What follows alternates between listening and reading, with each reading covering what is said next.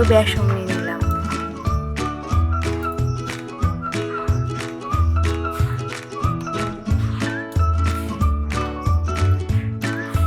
সামান্য পরিমাণে খাবার সোডা দিয়ে দিলাম।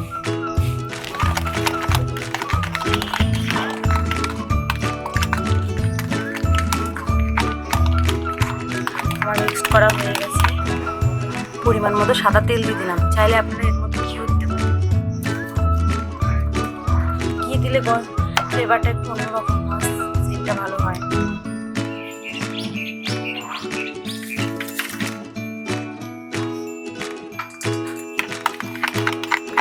ভালো করে এটাকে মিক্সড করে নিই।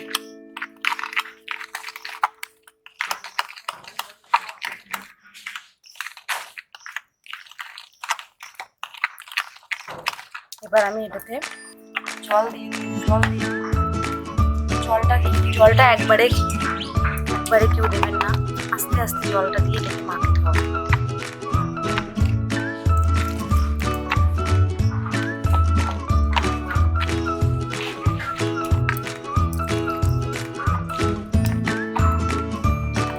দলা দলা থাকলে হবে না, এটা যেন মিক্সড হয়ে যায়।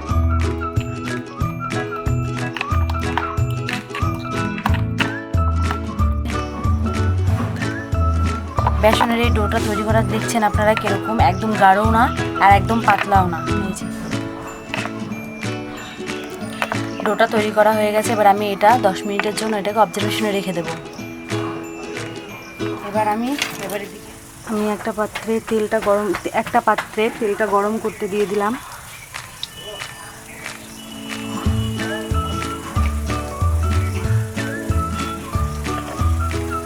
তেলটা গরম হোক, আর আমি আরেকটা পাত্র নিয়ে তার মধ্যে শিরাটা করতে দিয়ে দেব।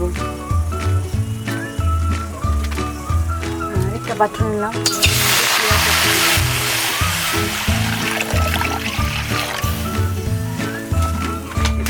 চিনি দিলাম।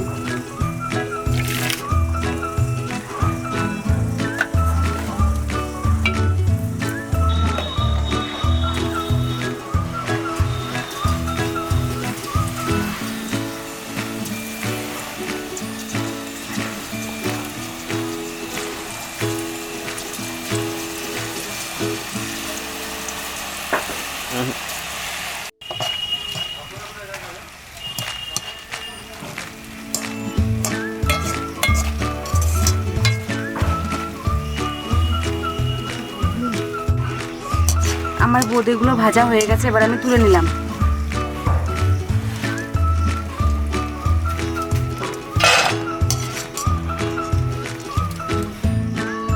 আমি কিছুটা বেসনের এই ডোটা অন্য পাত্রে রেখে দিলাম।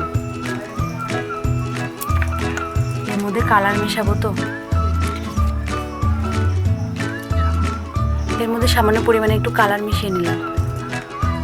বেশি নেবেন না, অল্প নিলেই হবে। কালার নিয়ে নিলাম। চাইলে আপনারা যদি ঘরে থাকে দিতেও পারেন, আর ঘরে না থাকলে নাও দিতে পারেন।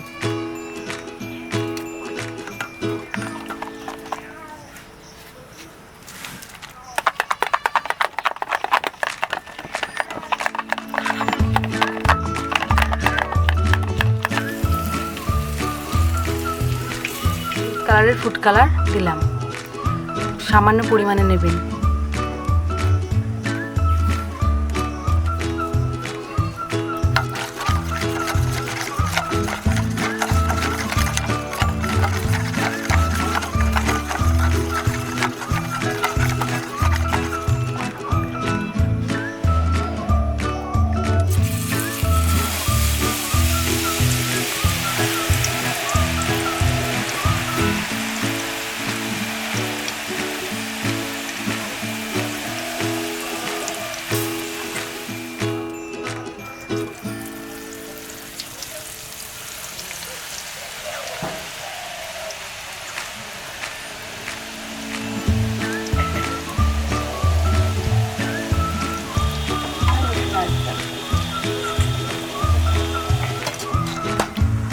আমার বোঁদে তৈরি হয়ে গেছে, এই যে দেখতেই পাচ্ছেন আপনারা, আমার মুচমুচে হয়েছে একদম। আওয়াজ তো শুনতে পাচ্ছেন, আওয়াজ।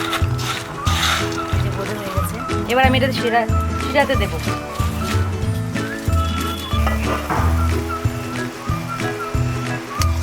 শিরা তৈরি করা আমাদের হয়ে গেছে। এইভাবে বেশি গাঢ় করলে হবে না, এই যে আঙুলের ওখানে নিয়ে এরকম হালকা চ্যাটচ্যাট করতে হবে, একটু আঠা আঠা।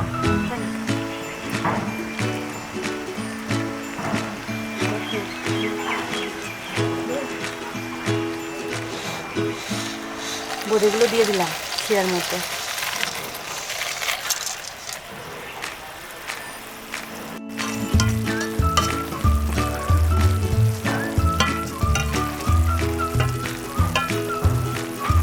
বোঁদে আমি রসে ডুবিয়ে রাখলাম। 4 ঘন্টা রেখে দিতে হবে রসের মধ্যে, তাহলে রসটা ভালো করে ভিতরে ঢুকবে। এই যে বোঁদে তৈরি হয়ে গেছে, আপনারা দেখছেন বোঁদে তৈরি হয়ে গেছে। 4 ঘন্টা এইভাবে ঠান্ডা করে রাখতে হবে। এইভাবে 4 ঘন্টা রেখে দেবেন, বোঁদের ভিতরে রসগুলো ভালোভাবে ঢুকবে। আমাদের রেসিপিটা যদি আপনাদের ভালো লেগে থাকে তাহলে আমাদের চ্যানেলটিকে সাবস্ক্রাইব করুন, লাইক করুন এবং শেয়ার করুন। আর আমাদের রান্নাটা আপনাদের কাছে পৌঁছানোর জন্য বেল বাটনটি প্রেস করুন। নমস্কার। 4 ঘন্টা রেখে দিয়ে এবার আমি এটাকে সার্ভ করব। এই যে আপনারা দেখছেন যে বোঁদে হয়ে গেছে, রসের থেকে তুলে